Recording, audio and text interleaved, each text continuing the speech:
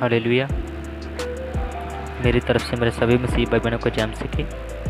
मेरे प्यारे भाई बहनों, मैं आशा करता हूँ कि आप सभी परमेश्वर के अनुग्रह और परमेश्वर की दया से अच्छे होंगे। मेरे प्यारे भाई बहनों, आओ हम सभी एक कहानी के माध्यम से परमेश्वर के वचन में से नफलीमी लोगों के बारे में जानेंगे कि वो कब अस्तित्व में थे और वह किस समय में थे।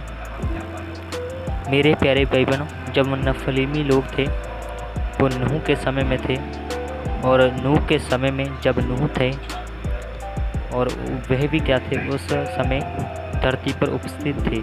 मेरे प्यारे भाई बहनों, आज हम उनके बारे में ही जानेंगे कि वो धरती पर कैसे उत्पन्न हुए और उनका अंत कैसे हुआ। वो सब हम आज एक कहानी के माध्यम से और परमेश्वर के वचन में से जानेंगे। चलो मेरे प्यारे भाई बहनों, हम कहानी को शुरू करेंगे। मेरे प्यारे भाई बहनों, हम कहानी का आरंभ करते हैं। धरती पर नफलीमी लोग। सोचिए, आप कहीं जा रहे हैं बहन भाइयों कि अचानक आपके सामने एक लंबा चौड़ा आदमी आ जाता है। ऐसे में क्या आप डर नहीं जाएंगे? आज से हज़ारों साल पहले इस धरती पर ऐसे ही लंबे चौड़े लोग रहा करते थे। वे इतने लंबे होते थे कि अगर आपके घर के अंदर खड़े हो जाते तो उनका सिर सत से लग जाता था। आखिर ये लोग थे कौन? बाइबल उन्हें नफलीमी कहती है और ये स्वर्गदूतों के बच्चे थे। यह कौन थे? स्वर्गदूतों के बच्चे थे। कौन से स्वर्गदूतों के बच्चे थे, हम यह कहानी में आगे जानेंगे। स्वर्गदूतों के बच्चे थे, ये कैसे हो सकता है? हम सोचते हैं कि यह कैसे हो सकता है कि ऐसे दानव स्वर्गदूतों के बच्चे हो सकते हैं। हम इस कहानी के माध्यम से आगे जानेंगे। क्या आपको बहन भाइयों वह बुरा स्वर्गदूत याद है जो लोगों को बिगाड़ने पर तुला हुआ था, जिसे हम लूसीफर कहते हैं? वो क्या कर रहा था? दूसरे स्वर्गदूतों को क्या कर रहा था? बिगाड़ रहा था। वो क्या था? शैतान स्वर्गदूत, जो लोगों को बिगाड़ने पर तुला हुआ था। जैसे उसने आदम और हवा को क्या किया? बिगाड़ दिया था और उनको क्या किया था? पाप करने के लिए मजबूर किया था और उनके माइंड को क्या कर दिया था? विचारों से, ऐसे विचारों से जो परमेश्वर की आज्ञा का उल्लंघन करने वाले हो, उनके माइंड को क्या कर दिया था? भर दिया था। मेरे प्यारे भाई बहनों, चलो हम कहानी को जहाँ से हमने छोड़ा था वहीं से फिर शुरू करते हैं। वह सिर्फ लोगों को ही नहीं, परमेश्वर के अच्छे स्वर्गदूतों को भी बिगाड़ने की कोशिश कर रहा था। अफसोस, कुछ स्वर्गदूत उसकी बातों में आ गए। उन स्वर्गदूतों ने वह काम करना बंद कर दिया जो परमेश्वर ने उन्हें स्वर्ग में दिया था। क्यों? क्योंकि उन्होंने धरती पर सुंदर सुंदर औरतों को देखा और वे उनके साथ रहना चाहते थे। फिर क्या था? वे इस इंसान बनकर धरती पर आए और अपनी अपनी पसंद की औरतों से शादी कर ली। बाइबल कहती है कि ऐसा करना गलत था, क्योंकि परमेश्वर ने स्वर्गदूतों को स्वर्ग में रहने के लिए बनाया था, ना कि धरती पर।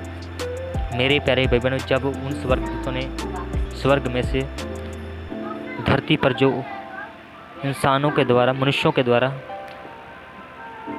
उनके बेटे बेटियां उत्पन्न हुई थी और उनकी औरतों को क्या किया? देखा, और वो क्या थी? खूबसूरत थी। और उन्होंने क्या किया था? धरती पर आकर उनसे क्या की? शादी कर ली। और बाइबल आगे कहती है कि ऐसा करना गलत था, क्योंकि परमेश्वर ने स्वर्गदूतों को स्वर्ग में रहने के लिए बनाया था। और यह क्या था? बिल्कुल गलत था, क्योंकि परमेश्वर ने तो स्वर्गदूतों को केवल स्वर्ग में रहने के लिए बनाया था, ना कि धरती पर। और आगे चलकर इन औरतों के बच्चे हुए। पहले तो ये बच्चे एकदम दूसरे बच्चों की तरह दिखते थे, मगर एक बार जब वे बढ़ने लगे तो बड़े बड़े और बड़े होते गए। वे इतने बड़े हो गए कि बाकी सब लोगों से ज़्यादा लंबे और ताकतवर बन गए। इन्हीं को नफलीम कहा जाता है। नफलीम बहुत बुरे लोग थे।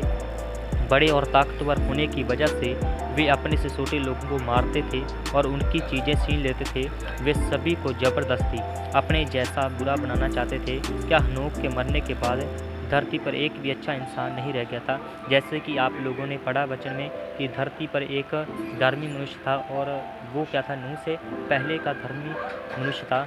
और परमेश्वर ने क्या किया था? नूह को क्या किया था? अलोप कर दिया था। मेरे प्यारे भाई बहनों, हम सोचते हैं कि यदि केवल धरती पर केवल एक ही मनुष्य था, तो उसके बाद कौन सा मनुष्य था जो धरती पर धर्मी मनुष्य रह गया था? क्योंकि नफलीमी लोगों ने क्या किया था? पूरी धरती के लोगों को क्या किया था? बुरे कामों के लिए करने के लिए क्या किया था, उत्साहित कर दिया था। जैसे वो बुरे काम कर रहे थे, लोगों को परेशान करते थे, उनका खाना छीन लेते थे, वो उनसे ताकतवर थे, इसलिए उन्हें क्या करते थे, परेशान करते थे। और धीरे धीरे लोग जो थे उनके ज़रिए उत्साहित होते गए और वो भी क्या करने लगे, उनके जैसे बुरे काम करने लगे। और धरती पर कोई भी इंसान नहीं रह गया था। मेरे प्यारे भाई बहनों, हम कहानी को आगे जारी रखेंगे और इसमें से ही आगे जानेंगे कि उनका अंत कैसे हुआ। नफलीम बहुत बुरे लोग थे। बड़े और ताकतवर होने की वजह से वे अपने से छोटे लोगों को मारते थे और उनकी चीज़ें छीन लेते थे। वे सभी को ज़बरदस्ती अपन जैसा बुरा बनाना चाहते थे। क्या हनोक के मरने के बाद धरती पर एक भी अच्छा इंसान नहीं रह गया था? ऐसी बात नहीं है बहन भाइयों। धरती पर एक और अच्छा आदमी था और उसका नाम था नूह। नूह हमेशा वही करता था जो परमेश्वर उसे करने के लिए कहता था। मेरे प्यारे भाई बहनों, हनोक के मरने के बाद जब पूरी धरती के लोग क्या कर रहे थे, पाप कर रहे थे और नफलीमी लोगों ने क्या किया था, उनको परेशान कर दिया था, उनको ज़बरदस्ती अपने जैसा बना दिया था। लेकिन तब भी नूह क्या था, एक धर्मी मनुष्य था। वो क्या करता था, परमेश्वर का भय मानता था और परमेश्वर की तालीम पर चलता था। मेरे प्यारे भाई बहनों, वो क्या था, एक धर्मी पुरुष था मेरे प्यारे बहनों। और इसलिए परमेश्वर ने क्या किया, हम वचनों में आगे पढ़ेंगे।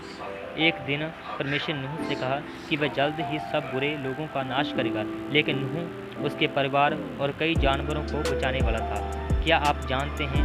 चाहेंगे तो आइए अगली कहानी पढ़ें। मेरे प्यारे भाई बहनों, नूह उसके परिवार और कई जानवरों को बचाने वाला था। मेरे प्यारे भाई बहनों, परमेश्वर ने क्यों कहा कि नूह और उसके परिवार और वह क्या करेगा, जो पूरे जानवरों को नहीं, उनमें से कई जानवरों को क्या करेगा, बचाएगा, जो क्या करें धरती पर उनका अंत पूरे तरह से ना हो।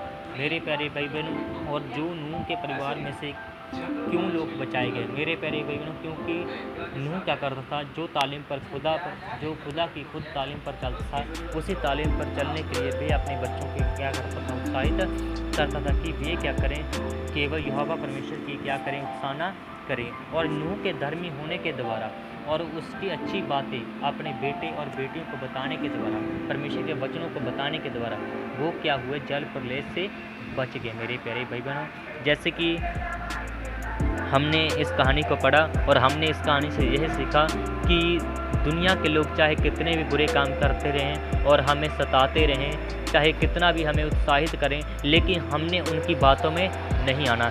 जैसे कि जल प्रलय के समय नूह और उसके परिवार में वो लोग बचे थे जो परमेश्वर की तालीम पर चलते थे और सारा संसार पाप कर रहा था, सारे संसार के लोग पाप में जी रहे थे, लेकिन नूह और उसके परिवार क्या करता, परमेश्वर की तालीम पर चल रहा था। वो सिर्फ किसका भय मान रहा था, यहोवा परमेश्वर का मान रहा था, और इसलिए वो क्या हुए थे, जल प्रलय से बच गए थे। उसी प्रकार जब प्रभु यीशु मसीह जी इस संसार में आएंगे तो हर एक जगह पर क्या हो जाएगा, पाप बढ़ जाएगा, और उस वक्त वही लोग बचाए जाएंगे जो सिर्फ यहोवा परमेश्वर का भय मानेंगे, यीशु पर विश्वास करेंगे और यीशु मसीह की क्रूस उठाकर जीवन के मार्ग पर चलेंगे, और वही लोग क्या किए जाएंगे, अंत के समय में बचाए जाएंगे। जैसे कि नूह की किश्ती में लोग बचाए गए, वैसे ही जो लोग मसीह की किश्ती में होंगे, मसीह में होंगे, वो लोग बचाए जाएंगे। ये सब कैसे होगा?